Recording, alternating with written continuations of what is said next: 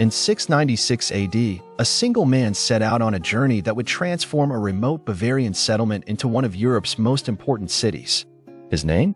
Rupert of Salzburg. While many remember him as a bishop and a saint, his contributions went far beyond religion.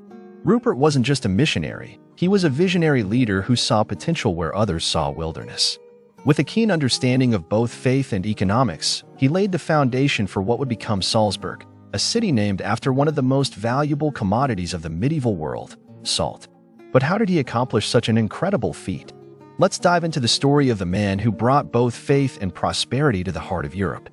Enjoying the adventure so far? Smash that like button, subscribe, share your thoughts, and drop a comment below. Also, follow me on Spotify, subscribe to my Patreon, support me on Buy Me a Coffee, and join me on Ko-Fi for more epic historical journeys. Rupert was born around 660 AD into a noble Frankish family and became the Bishop of Worms, a city in what is now Germany. Highly respected for his wisdom, diplomacy, and leadership, Rupert soon gained a reputation that extended beyond his homeland. But his life took a dramatic turn in 696 AD when he was approached by Duke Theodo of Bavaria, a powerful ruler with a grand ambition. Theodo wanted to strengthen Christianity in his lands, and he knew Rupert was the right man for the task. But Rupert's vision went beyond religion. He saw an opportunity to build something greater. Accepting the invitation, he gathered a group of devoted monks, packed up what little they had, and set off toward the southern Bavarian territories, unaware that he was about to shape the course of history. Rupert's journey was no easy feat. He and his followers traveled through dense forests, across rivers, and over rugged terrain, all while facing the challenges of an unfamiliar land. When he arrived in what is now Salzburg, Austria, he saw a region that was sparsely populated but rich with potential. It was located near the Alps, positioned along key trade routes, and surrounded by natural resources. Rather than simply converting the locals and moving on, Rupert decided to stay and build. He envisioned a settlement that would be self-sufficient, blending faith, hard work, and commerce. But what could sustain such a city? The answer lay beneath their feet: salt. Now, here's where the story takes an unexpected turn. While Rupert was dedicated to his faith, he was also a practical man. He understood that for any settlement to thrive, it needed a strong economy. And what better resource to exploit than one of the most valuable commodities of the time? Salt was the medieval world's equivalent of gold. It preserved food, enhanced flavors, and was a crucial trade good. Without refrigeration, preserving food was a constant challenge, and salt was the solution.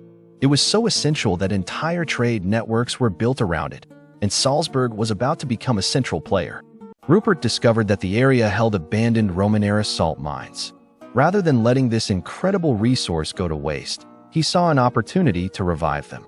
With his leadership, the locals reopened the mines, began refining salt, and established trade routes that would bring wealth to the settlement. Soon, Salzburg became a hub for merchants, settlers, and craftsmen, all drawn by the lucrative salt trade.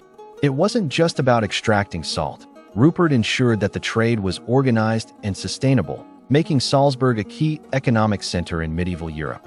His ability to merge faith with economic strategy set him apart from other missionaries of his time.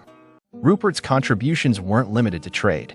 He knew that for Salzburg to become a lasting settlement, it needed more than just wealth. It needed culture, education, and spirituality. To achieve this, he founded St. Peter's Abbey, which quickly became a center of learning and religious devotion. Here, monks copied manuscripts, preserved knowledge, and educated the next generation of leaders.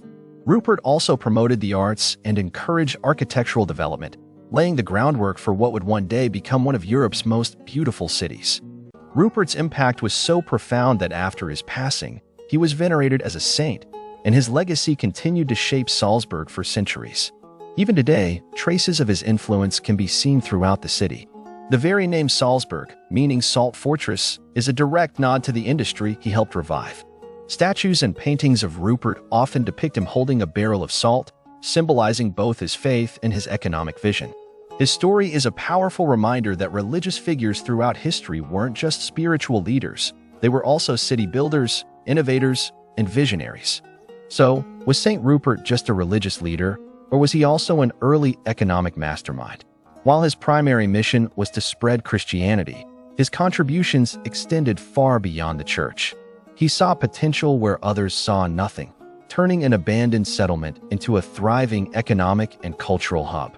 Thanks to Rupert, Salzburg didn't just become a religious center. It became an economic powerhouse that still thrives more than 1,300 years later. What do you think?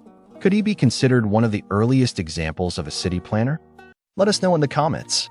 And if you enjoyed this journey through history, don't forget to like, subscribe, and hit that bell icon so you never miss another historical fun fact. Also, follow me on Spotify, subscribe to my Patreon, support me on Buy Me a Coffee, and join me on Ko-Fi. Let's honor our history, learn from its lessons, and inspire a brighter future together.